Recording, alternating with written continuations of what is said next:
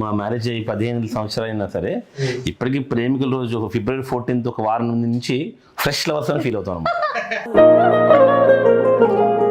నేనైతే ప్రతిరోజు అలాగే ఫీల్ అవుతాం. ఆయన మాత్రం మేము వారం ముందు నుంచే.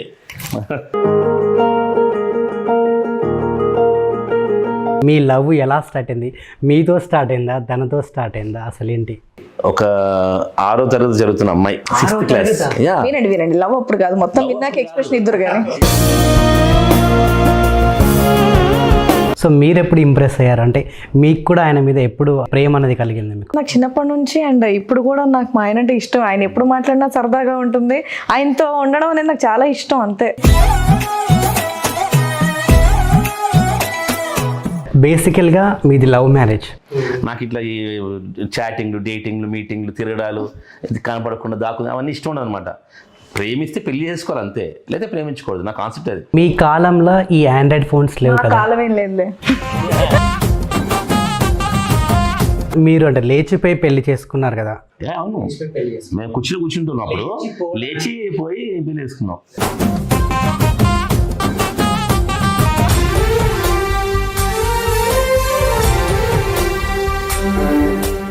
Shivani, I love you.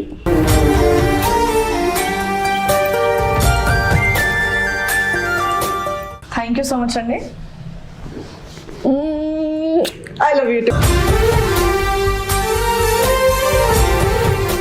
అసలు ప్రపోజల్స్ ఎప్పుడు జరిగాయి, ఎలా జరిగాయి, ఏంటి? 2006 న్యూ ఇయర్ నైట్ ఇంకా మా లవ్ స్టార్ట్ అయినంటే నాకు ఆ అమ్మాయి నచ్చింది, ఆ అమ్మాయి కూడా నేను నచ్చుతాను నాకు అర్థమైపోయింది.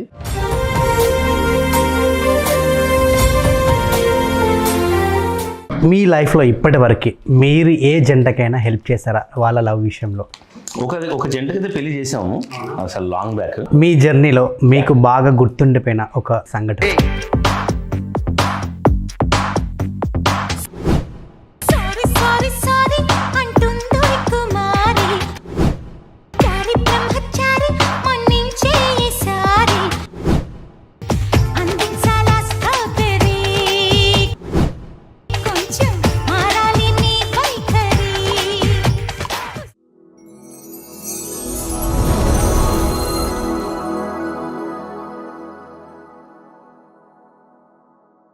మీ లవ్ ఎలా స్టార్ట్ అయింది? మీతో స్టార్ట్ అయిందా, తనతో స్టార్ట్ అయిందా, అసలు ఏంటి? ఏం చెప్పాలంటే ఇది అంటే ఇద్దరికి ఒకటేసారి పుట్టిందనమాట. సీరియస్ చెప్పాలంటే 100%. ఇప్పుడు ప్రపోజ్ చేయడం మాత్రం ఫస్ట్ నేనే చేశాను. అది కూడా నేను క్లారిటీ ఎప్పుడు చెప్పాను, ఫస్ట్ నేనే చేశాను. బట్ తను ఒప్పుకుంటుందని చెప్పి తెలిసి చేశాను అనమాట. మామూలుగా అంటే ఇప్పుడు కొంతమంది గులాబీలు పట్టుకుని తిరుగుతుంటారు, ఓకే అంటది లేదు అని. బట్ నాకు అది లేదు, తిను పక్కాగా ఓకే చేస్తానని చెప్పి కన్ఫర్మ్ చేస్తున్న తర్వాత ప్రపోజ్ చేశాను. అది సో అది. అసలు మొదటిసారిగా తను ఎక్కడ చూశారు? అసలు ఆ సిచ్యువేషన్ ఎలా ఎదురైంది? ఆ సందర్భం ఏంటి? ఒక 6వ తరగతి జరుగుతున్న అమ్మాయి, చదువుతున్న అమ్మాయి, 6th క్లాస్. లవ్ అప్పుడు కాదు, 6th క్లాస్కే లవ్ అనే అంత సీన్ లేదు. అంటే అఫ్ కోర్స్ అప్పటికి నేను తినకన్నా ఒక 7 years పెద్ద యాక్చువల్గా. నేను 82 బార్న్, తను 89 బార్న్. సో తను 6th క్లాస్ అప్పుడు నేను అప్పుడే చిన్న చిన్న ఈవెంట్స్ చేస్తాను అనమాట. తిను త్యాగరాయ సభలో తిను డాన్స్ ప్రోగ్రామ్కి వచ్చారు, డాన్స్ చేయడానికి. చూసి సరదాగా నేను నెంబర్ తీసుకున్నా. అప్పుడు ల్యాండ్లైన్ నెంబర్స్ ఏదో సెల్ ఫోన్లో ఇంకా రాలే. సో ఫస్ట్ ల్యాండ్లైన్ నెంబర్ తీసుకున్నాను, ఫీడ్ చేసుకున్నాను ప్రోగ్రామ్స్ చెప్దామని. తర్వాత రవీంద్ర భారతిలో ఒక మంచి ఈవెంట్ వచ్చింది నాకు, నువ్వే ఫంక్షన్ ఆడియో సక్సెస్ మీట్ నేనే చేశాను అనమాట. నువ్వే త్రివిక్రమ్ శ్రీనివాస్ గారు అందరూ వచ్చారు అప్పట్లో తరుణ్ మీద. సో దానికి ఫస్ట్ టైం పిలిచాను, ఇలా డాన్స్ చేస్తా ప్రోగ్రామ్ ఉందని. సో అట్లా జర్నీ స్టార్ట్ అయింది. అప్పుడు ఇంకా లవ్ అంత లేదు, చాలా చిన్నపిల్ల కదా అమ్మాయి, 6th 7th క్లాస్. నేను అప్పుడే ఇంటర్ కంప్లీటెడ్. సో అట్లా ప్రోగ్రామ్స్ చేస్తున్నాం. 2005లో ఎప్పుడైతే ఈవెంట్స్ కంటిన్యూ చేస్తున్నాం ఒక 4-5 years, 2005-6 ఆ టైంలో ఈ అమ్మాయి నాకు వైఫ్ కూడా ఉంటే బాగుంటుందని చెప్పి నాకు అనిపించింది అనమాట. సో డెఫినెట్గా ఆ అమ్మాయి దగ్గర నుంచి కూడా నా మీద పాజిటివ్. అంటే ఏదైనా సినిమా ఛాన్స్ వచ్చింది అమ్మాయికి, ఫస్ట్ నాకే ఫోన్ చేశాను అనమాట, ఇది ఇలా సినిమా పిలుస్తున్నారు. నేను ఏంటంటే ఈయనతో పాటు ఒక 2-3 షోస్ నార్మల్గా ఏంటంటే స్కూల్ నుంచి ప్రోగ్రామ్స్ తీసుకెళ్లేవాళ్ళు, అలా పరిచయం. దాని తర్వాత 2-3 ప్రోగ్రామ్స్ మాతో చేయించి నువ్వు ఇంకా డాన్స్ పనికిరావమ్మా, నువ్వు యాంకరింగ్ చేయని నన్ను అలా కూడా అనలేదు, నేను పనికిరావని లేదు, నీకు డాన్స్ కన్నా నువ్వు మంచి ఆర్టిస్ట్ అవుతావు అని చెప్పాను నేను. అంటే నువ్వు ఎక్స్ప్రెషన్స్ బాగా ఇచ్చింది అనమాట. సో నువ్వు డాన్స్ అంటే కొంతకాలం క్లాసికల్ డాన్స్ అంటే వేరు, క్లాస్ ఇది సినిమా పాటలు ఎంత లేడీస్ ఎక్కువ కాలం చేయలేరు కదా స్టేజ్ మీద. కొరియోగ్రఫీ చేసేటంత టాలెంట్ నా దగ్గర లేదు కాబట్టి సో హ్యాపీగా నువ్వు యాంకరింగ్ చేస్తే బాగుంటుందని చెప్పేసి 7th క్లాస్ లో ఫస్ట్ టైం నన్ను యాంకరింగ్ షో చేయించింది మా వారే. నేను చేయించడం అంటే పరంధామ్ అని చెప్పి నాకు మంచి ఫ్రెండ్, అతను ఈటీవీలో డైరెక్టర్గా వచ్చేసారు ప్రోగ్రామ్, ఆయన దగ్గర తీసుకెళ్ళాలన్నమాట. శ్రీవాణి అని ఉంది, ఒకసారి చూడండి, మీరు ఆడిషన్ తీసుకోండి అని. తను ఫస్ట్ అటెంప్ట్ సెలెక్ట్ అయింది. సో ఈటీవీలో మనోరంజని, సినీ రంజని అప్పుడు తినే చదివేది అన్నమాట. సినీ రంజని పొద్దున పాటలు సాయంత్రం సీన్స్ వచ్చాయి కదా, నా 7th క్లాస్ లో అప్పుడు స్టార్ట్ చేసాం అనమాట. అలాగా సినీ రంజని, మనోరంజని తను చెప్పింది. ఇంకా తన టాలెంట్ ద్వారానే అక్కడి నుంచి మా టీవీ, బాక్స్ ఆఫీస్ అక్కడ మంచి యాంకర్ అయింది. తన టాలెంట్ ద్వారానే సీరియల్ ఆఫర్ తెచ్చుకుంది. ఆ తర్వాత మూవీస్ కూడా చేసింది అనమాట. అప్పుడు మూవీస్ చేసిన ప్రతిప్పుడు నాకు ఫోన్ చేసేది, ఇలా సినిమా అడుగుతున్నా, ఇలా ఒప్పుకోవాలంటే ఆడిషన్ కూడా నేనే తీసుకెళ్తుండే సరదాగా. తర్వాత ప్రేమ్ అని ఒక మూవీ చేసింది, అందులో హీరో శశాంక్, నేను యాక్చువల్గా 2001లో యాక్టింగ్ కలిసి నేర్చుకున్నాను అనమాట. సో ప్రేమ్ అంటే శశాంక్ చాలా మంచి అబ్బాయి అంటే నేను అప్పుడు వెళ్ళాము, ప్రేమ్లో యాక్ట్ చేసింది, సెకండ్ లీడ్ చేసింది. ఇంకా తర్వాత సీరియల్స్లో మంచి నేమ్ తెచ్చుకుంది. ఆ తర్వాత కూడా మా చిన్న తమ్ముడు ఉన్నాడు భరత్, వాళ్ళ ఫ్రెండ్ కామన్ ఫ్రెండ్ అనమాట. సో ఇట్లా నిన్ను మంచి ఎంకరేజ్ చేసిన ఎవరంటే నాకు విక్రమ్ అని ఉన్నాడు, ఆయన ఏం చెప్పింది అనమాట. అప్పుడు నేను ఫోన్ చేశాను, అసలు నేను జస్ట్ ఒక యాంకరింగ్ షో తీసుకెళ్ళాను అంతే, నువ్వు బట్ ఇంత పైకి వచ్చినది కూడా నన్ను గుర్తుపెట్టుకున్నావు అంటే యువర్ గ్రేట్ నిజంగా. అంటే అయ్యంటే అది నిజమే కదా, మీరే కదా నన్ను తీసుకెళ్ళింది, నన్ను యాంకరింగ్ చేయించిందంటే సరే ఓకే గ్రేట్ అని చెప్పి అప్పుడు నేను చెప్పాలంటే పాజిటివ్ వైబ్స్ వెళ్ళాను ఈ అమ్మాయి మీద. సో డెఫినెట్గా ఈ అమ్మాయి మంచి సక్సెస్ అవుతుంది, అట్ ద సేమ్ టైం ఒక వైఫ్గా బాగుంటుంది, నా ఫ్యూచర్ కూడా బాగుంటుంది అనిపించింది. సో మీరు ఎప్పుడు ఇంప్రెస్ అయ్యారు అంటే మీకు కూడా ఆయన మీద ఎప్పుడు అంటే ప్రేమ అనేది కలిగింది? ప్రేమ ఎప్పుడు కలిగింది అనేది నాకు తెలియదు కానీ నాకు చిన్నప్పటి నుంచి అండ్ ఇప్పుడు కూడా నాకు మా ఆయన అంటే ఇష్టం. ఆయన ఎప్పుడు మాట్లాడినా సరదాగా ఉంటుంది, ఆయనతో ఉండడం అనేది నాకు చాలా ఇష్టం అంతే. అది అంటే ఇంప్రెస్ ఎప్పుడు అయ్యారు అంటే ఒక మనిషి మీద మనకు ఏదో అంటే చిన్న ఉంటుంది కదా, అక్కడ ఇంప్రెస్ అవుతా ఉంటాం. ఏజ్ లో నాకు అంత గుర్తుండేటంత నాకైతే అది లేదు కానీ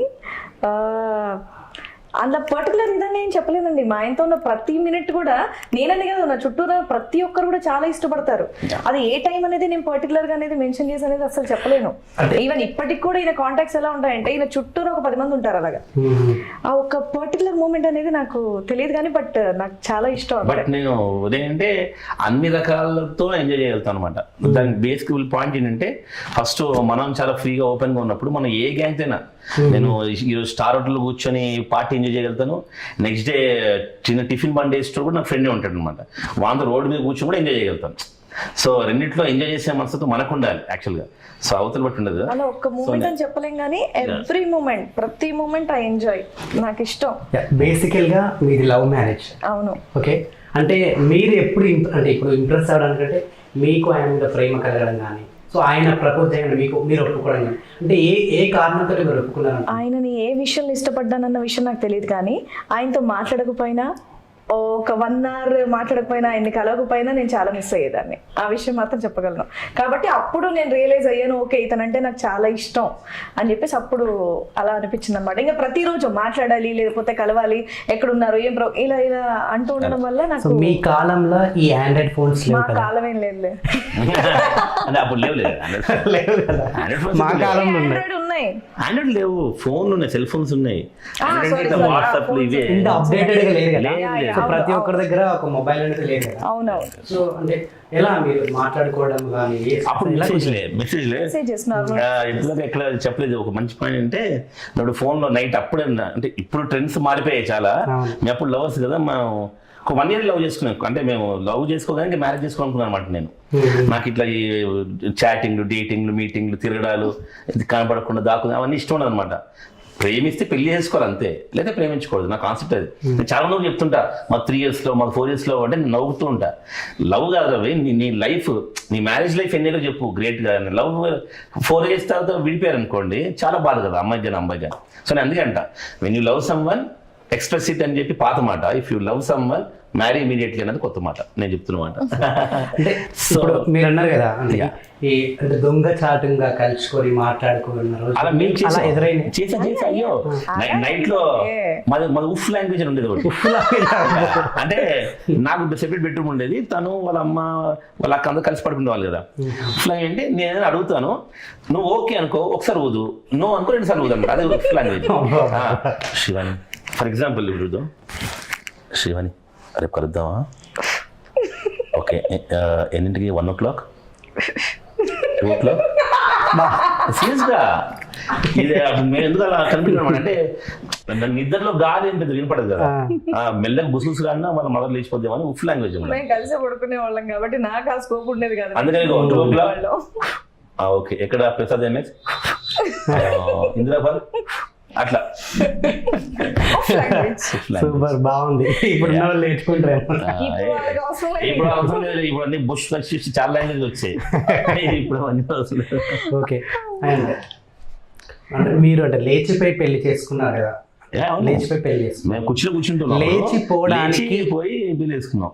అదే లేచిపోయి అంత పెళ్లి చేసుకోవడానికి అంటే అంత ఇబ్బంది కలిగింది? ఇబ్బంది మ్యాటర్ కాదు అక్కడ. మీరు చెప్పండి, నువ్వు చెప్పు. మీరు చెప్పండి. ఇప్పుడు చెప్తే బాగోదేమో. లేదు బాగుంటది.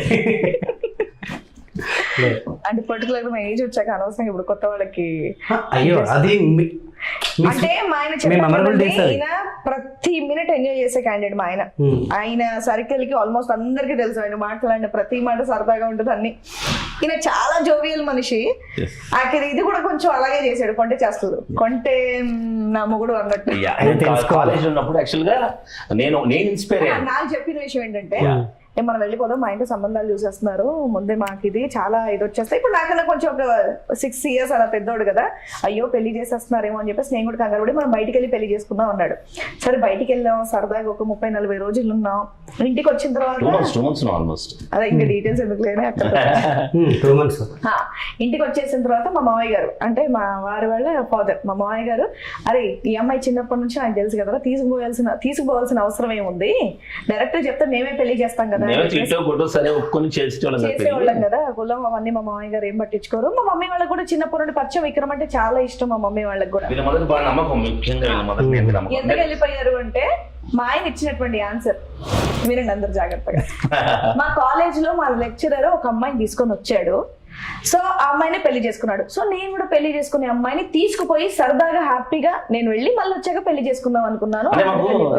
సార్ చూసి ఇన్స్పైర్ అనిపించింది అనమాట. మంచి బైక్ మంచి షర్ట్ వేసుకొని అట్లా వచ్చాడు, అది చెప్పారు ఒక అమ్మాయిని తీసుకొచ్చాడు, వాళ్ళ వైఫ్ చాలా బాగుంటుందని. అప్పుడు మేము చాలా ఇన్స్పైర్ చూసేవాళ్ళం. సో ఎవరైనా ఇక్కడ ఒక అమ్మాయిని తీసుకెళ్తారో చూస్తారే మా ఊర్లో అందరని, ఎందుకని దీన్ని తీసుకెళ్లి ఫస్ట్ అమలాపురం వెళ్ళాను అనమాట. షిరిడి అని చెప్పాను. మళ్ళీ నేనేంటి చిన్నపిల్ల కదా, ఎక్కడ ఒరిజినల్ ప్లేస్ చెప్పేసాను అనుకో, టెంప్ట్ ఏమైనా ఫ్రెండ్కి చెప్పేసి మనం దొరికిపోతామో అని, అందుకని నేను షిరిడి అని చెప్పాను అనమాట. ఓ సాయిబాబా ఫ్యాన్ వచ్చేసింది. డైరెక్ట్ బస్ ఎక్కిన తర్వాత డైరెక్ట్ అమలాపురంలో డైరెక్ట్ దిగడమే ప్రీతి లాడ్జ్ అని ఉండేది అప్పట్లో, ప్రీతి హోటల్. అక్కడ ఒక 4 days ఉండి, అక్కడ ఒక ఫ్రెండ్ ఉన్నాడు కొమరగిరి పట్టణంలో, రామ్దాస్ అని, వాళ్ళని పట్టుకొని బెండమూరు లంక అని పల్లెటూరు అనమాట. ఇంకా అమలాపురం నుంచి ఒక 10 kilometers లోపలికి వెళ్ళాలి, ఎవరు దొరకం. అక్కడ నరమాన ఉన్నాడు. అక్కడ ఒక అబ్బాయి అశోక్ అని అతని ఇల్లు రెంట్ తీసుకొని, ఒక పెద్ద ఇన్వెంట్ హౌస్ ఉంది, రెంట్ తీసుకున్నాం. అక్కడ ఒక 2 months ఉన్నాం అనమాట. ఇంకా నీకు ఎవరు పట్టుకోలేదు, ఎవరు రాలేదు. ఆయన పెళ్లి చేసుకునే అమ్మాయితో సరదాగా ఇలా ఫ్యూచర్ లో చెప్పుకోవడానికి బాగుంటది కదా, సింపుల్ లవ్ స్టోరీలో మనది ఉండకూడదు, కొంచెం ఏదైనా ఇంట్రెస్టింగ్ గా ఉండాలి, ఎక్సైటింగ్ గా ఉండాలని చెప్పేసి. ఇప్పుడు యూట్యూబ్ లో ఇన్స్టాలో అందరూ అశోక్ వాళ్ళ సిస్టర్స్ వాళ్ళందరూ మెసేజ్ చేస్తుంటారు, అన్న గుర్తున్నారా మీరు మా ఇంట్లో అద్దెకు ఉండేవాళ్ళు అని చెప్పి. అదొక కిక్ కదా సరదాగా.